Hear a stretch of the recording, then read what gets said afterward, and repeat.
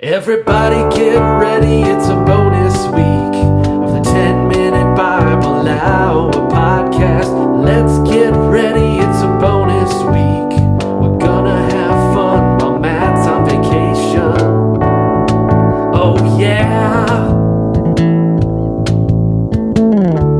Hey everybody, I'm Jeff, and this is the 10-Minute Bible Hour podcast. Matt is on vacation this week, so as we are wont to do, we went back and found a message of his, this time from Matthew chapter 5, which matches where we are in Matthew chapter 23 and talking about the Pharisees and their plan to get people into the kingdom and Jesus' perspective on that plan. Now, if you're wondering why we do this, there are a few weeks every year baked into the schedule for patrons where they are not charged for a week of episodes. One of those weeks was last month in November. We did still release episodes that week so that Matt could take this week off. So if you're a patron and you've gone to patreon.com/thetmbh podcast, we are super thankful because you've allowed another year of 10-Minute Bible Hour podcasts to happen. If you're here and you're not a patron, you are still awesome, and we are so glad you're here. So without any further ado, let's get to it. We know this conversation, and you get that little fight or flight adrenaline shot when you know this conversation's about to happen. It's the one where you define something really important. It's the one where you get a new boss at work, and the new boss in the first couple of days is like, you know what, let's have a conversation. Like, sit you down. You're like, okay, maybe I'm getting fired, but something's about to change. You kind of wonder, is all the stuff that I know how to do that works going to be invalid now, or are we going to do something new and different? And hopefully, if that conversation goes well, you come out the other side knowing exactly how things are now. The same thing happens in dating. I mean, for that matter, the same thing happens at church. You get a new pastor, that kind of conversation occurs. There are these moments where we got a lot of moving parts, and we just need to sit down and make eye contact and really drill down on where are we at, what is our relationship, what are the ground rules here, and how are we moving forward. We're getting to that place in the Sermon on the Mount in Matthew chapter 5. Here's the quick reset.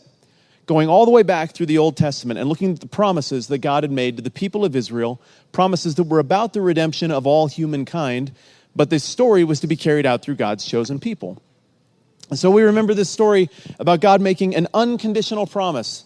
Abraham, who he picked out of the clear blue sky. I'm just going to redeem with you, I guess. All right, cool. So he makes this promise that he's going to be this great nation, that he's going to have all these descendants, and that all the nations will be blessed by Abraham if he just, nothing.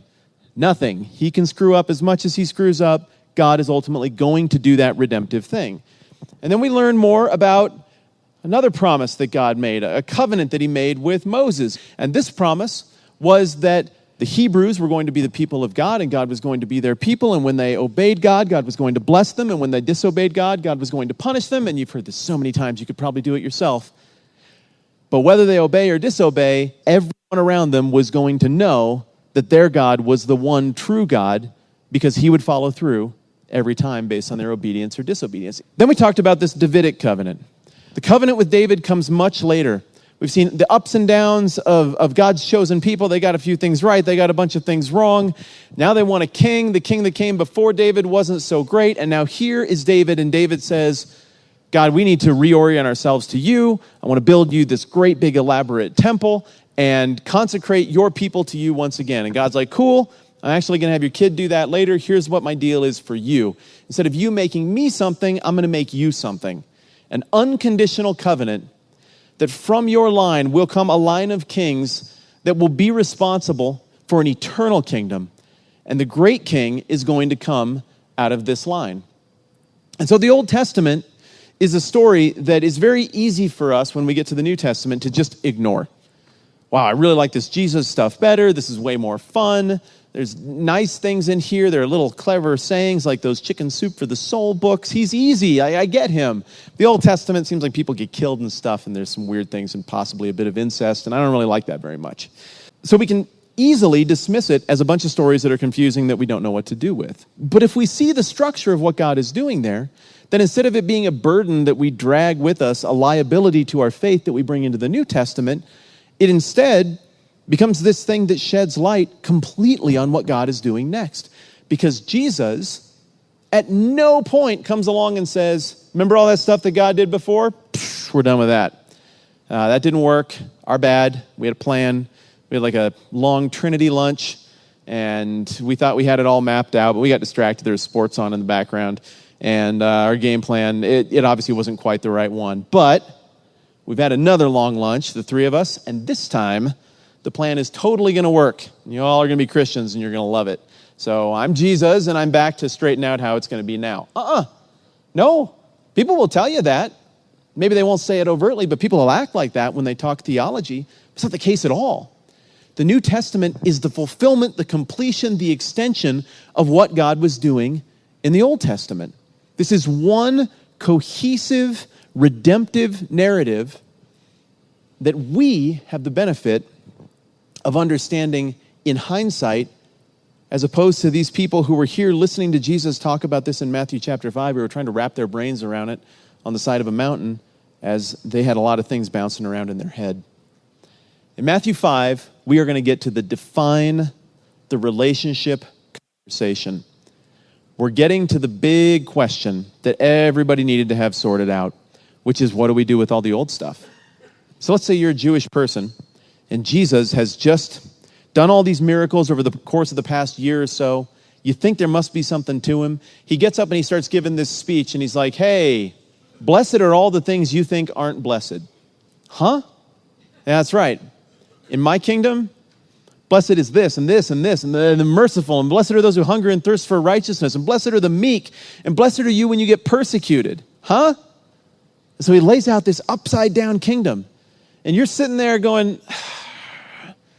okay, I was raised around the scriptures. I know the stories of Moses and Elijah, and I know about the prophet Isaiah and all that he predicted. I get all those stories. They're true. They're compelling. Jesus seems true and compelling. And this teaching, though I don't fully get it yet, about this upside down kingdom, this greater, truer reality that lays over the top and ultimately will trump the reality we live in, that's compelling. Yeah, that sounds like the kind of world I would want to live in, but I don't know what to do with this thing. And then Jesus goes further into the persecution deal, and he's like, oh, so not only do I not know what to do with this, but it's going to hurt if I sign up. Well, that seems like the kind of thing that somebody wouldn't just throw in if they were trying to do a cheap sales tactic. Okay, I'm compelled, but I'm torn between these two things. So as you put yourself in the shoes of the original audience to whom Jesus was speaking, I want you to try to come at this not as someone who has been raised around one expression of faith, but I instead want you to picture yourself as someone who is raised around one thing with absolute certitude, with the full weight of ethnic identity behind this religion. It's not just, I believe this is true because our eternity depends on it. It's, I believe this is true because our identity and our existence as a people depends on it. And then imagine something irrefutably compelling comes along.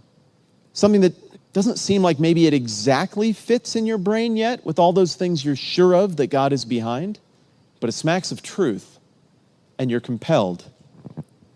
I think the thing you'd want to know is, how do these two things go together? What is your agenda, compelling newcomer? What do we do with all that we're sure God has done in the past? And this is what Jesus has to say about that as he defines the relationship. Matthew 5:17. Don't think that I've come to abolish the law or the prophets. I haven't come to abolish them, but to fulfill them. I tell you the truth, until heaven and earth disappear, not the smallest letter, not the least stroke of a pen will by any means disappear from the law until everything is accomplished. Anyone who breaks one of the least of these commandments and teaches others to do the same will be called least in the kingdom of heaven. But whoever practices and teaches these commands will be called great in the kingdom of heaven.